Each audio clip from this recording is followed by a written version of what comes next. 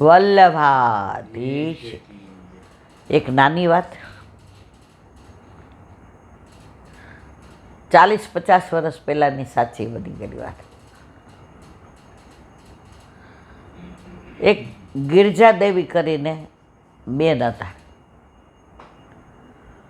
મહારાજ કે સાઉથી પાછી ભૂલી ગઈ. હવે એને ઓચિંતો કૃષ્ણમાં એટલો પ્રેમ થઈ ગયો, સત્સંગ સાંભળે, ઠાકોરજીના સ્વરૂપના દર્શન કરે, મધુરી મુસ્કાન, હાથમાં વેણું, ખભે કામળી, નિરખા જ કરે. હવે એને ખાવામાં પીવામાં સંસારમાં કોઈ રસ જ ન રહ્યો. બસ આખો દિવસ કૃષ્ણ તું એસા, कृष्ण तू नंद का दुलारा नहीं, कृष्ण तो यशोदा का प्यारा, कृष्ण तो नंद बाबा का दुलारा, कृष्ण तो राधा जी का तो प्रियतम, गोपियों का तो नाथ, और सखा तो तेरी सख्यगिरी में गर्व करे, और यमुना जी तो तेरे बिना एक पल ना रहे, गिरिराज तेरा चरणारविंद के लालायित रे। कृष्ण तूने कैसी कैसी लीला रचाई मेरे नाथ, सब तूने व्रज में ही कियो, अब मोको व्रज में आनो है बस, अब मैं ए चली। अब सवारे उठी ने वरने के मैं तो व्रज में जाऊंगी, मैं तो वृंदावन जाऊंगी। एनो वर के सारू तारी आवा जावानी बधी व्यवस्था वीआईपी करावी दो। सोनो जी आने की करो, जाने की करो, आने की छोड़ो।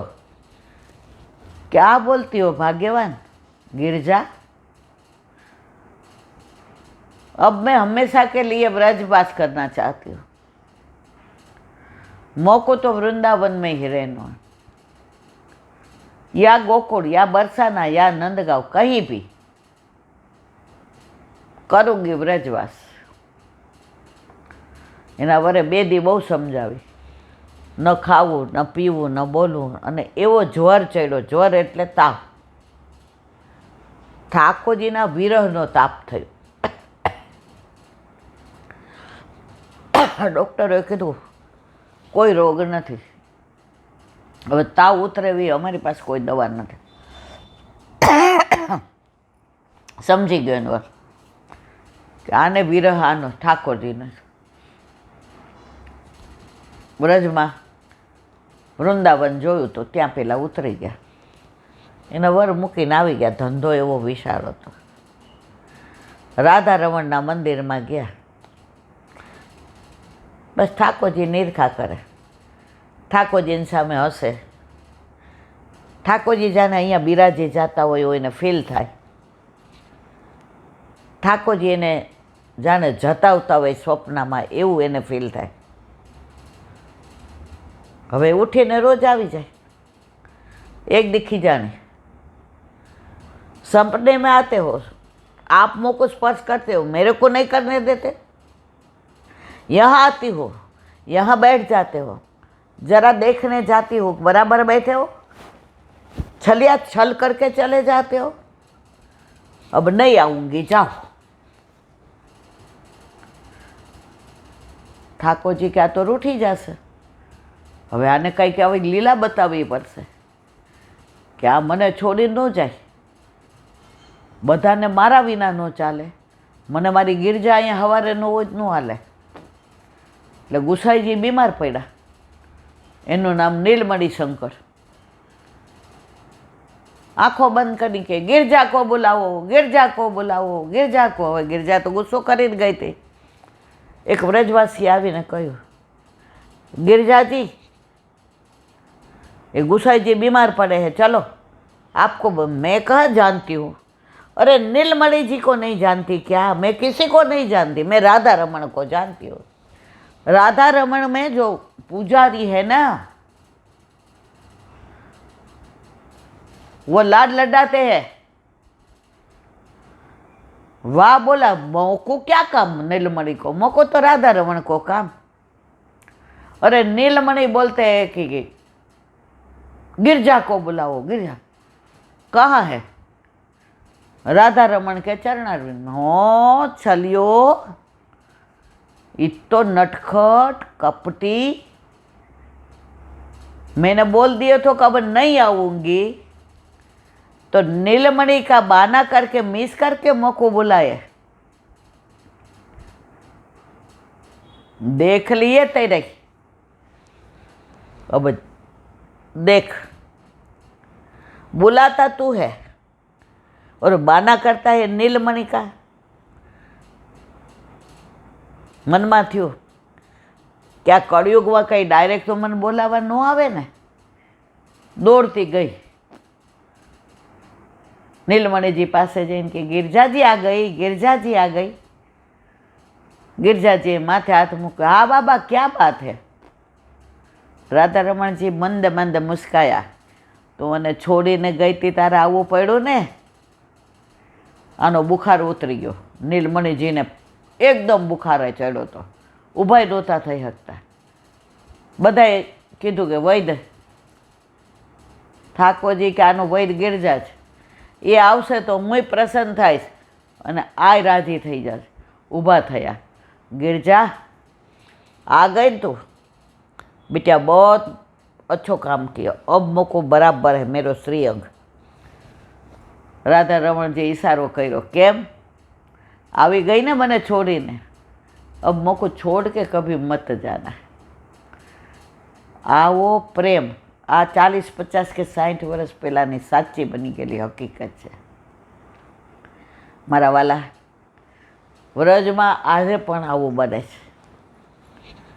હું કોઈ કપડકલ્પિત વાર્તા નથી કરતી હો, હકીકત છે, બયાન કરું છું। ઘણા ઘરે ઠાકોરજી બિરાજતા હોય, એ મને આવી વાતો કરે કે એલાબેન આવો સાનુભાવથી, નામ ન દેતા પણ કહેજો કે ઠાકોરજી નહીં હોય ને, વર ન હોય તો તમને સાનુભાવ કોણ કરાવે? વર વિના એક બેન પૂછતા હતા, આજે આવ્યા હતા ને, પૂછ ના કરાવીએ ને સેવા કરીએ તો? મેં તો પરણા વિના સાથે રહ્યો તો તમારે એને શું કહેવાય એ મને ખબર ન પડે। સમજી ગયા ને? સાથે રહેવું હોય તો પરણવું પડે, નહીંતર હવે આ તો બધા રમકડાથી તો રમવાવાળા ઘણાય છે। તો જે નથી બિરાજતા જેના ઘરે, એને આવો કોઈ અનુભવ ન થાય।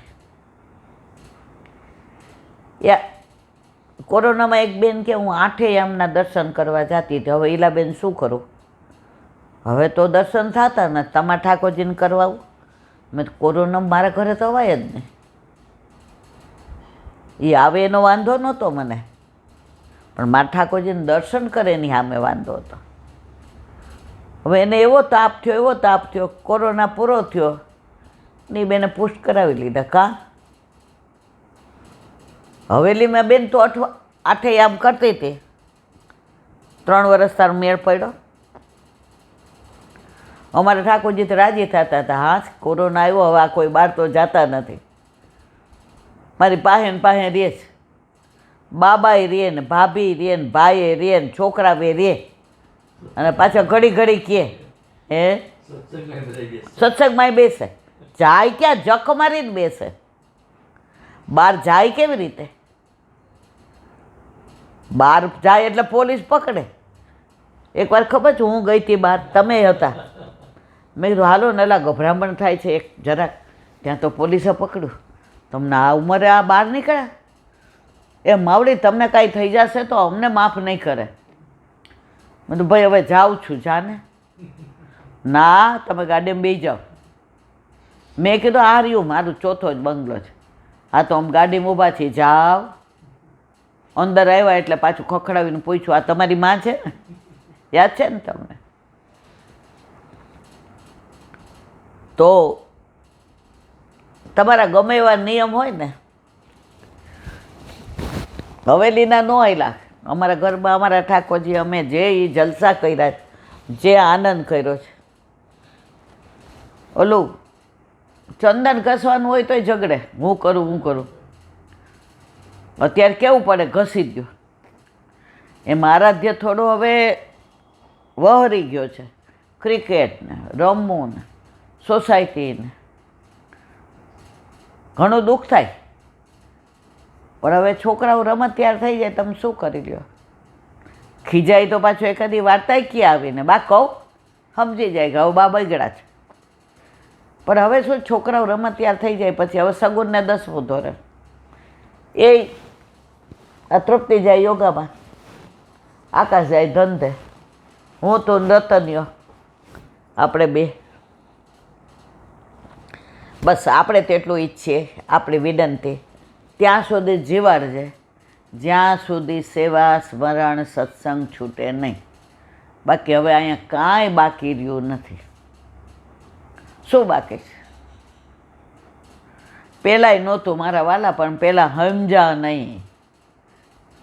હું, મારું, મારા પૈસા, મારું સ્ટેટસ, મારું માન, મારી પ્રતિષ્ઠા, મારું ઘર, મારું ફાર્મ હાઉસ, મારી ગાડીઓ, મારો પૈસો, મારા લોકર, લે આખી જિંદગી બગાડી. આજે જ મેં એક વાક્ય વાંચ્યું, એ કે પૈસા કમાવા માટે અડધી જિંદગી બગાડી નાખે, પછી એવી તબિયત બગડે કે એ જે પૈસા કમાડા હોય ને એ તબિયત સારી કરવામાં જાય. અને ત્યાં ઠાકોરજી કે હાલો હવે કાંઈ ન કર્યું, જીરોમાં જીરો માર્યું તો જીરો, જીરોથી જીરોને ગુણ્યું તો જીરો, જીરોથી જીરોને ભાગ્યું તો જીરો, અને જીરોમાંથી જીરો બાદ કર્યું તો જીરો. તમે બધા જીરો એ જીરો હાલો. પણ હીરો કેમ બન્યા આપણે? આ ઈલાબેન બહુ આનંદ આવે છે સત્સંગમાં. રીખોભાઈ તમે આ એટલે મારા વાલા ઈલાબેનને કાંઈ નથી આવડતું.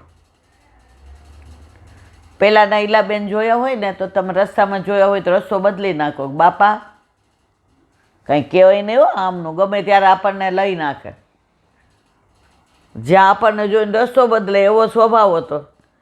હવે આપણા માટે રસ્તામાં ઊભા રહીએ કે અહીંથી નીકળવાના છે. આપણે ક્યાંથી નીકળ્યા હતા? વેરાવળથી. તો જુનાગઢ ઊભા રહ્યા, કેશોદ ઊભા રહ્યા, ઓલા જેતપુરમાં વચ્ચે ઓલા ગામડાવાળાએ ગાડી ઊભી રાખી. શેના માટે? ઈલાબેન હે ચટ. ઈલાબેનને કોઈ ઊંઘે નહીં. ઈલાબેનને વલ્લભે વાણીનું દાન કર્યું છે ને, અંદર બિરાજીને બોલાવે છે ને, એટલે મારા વાલા આ બધું વટ મારા વલ્લભ. બાકી ઈલાબેનનું કોઈ સામર્થ્ય નથી કે એક શબ્દ બોલી શકે. બોલો વલ્લભાઈ.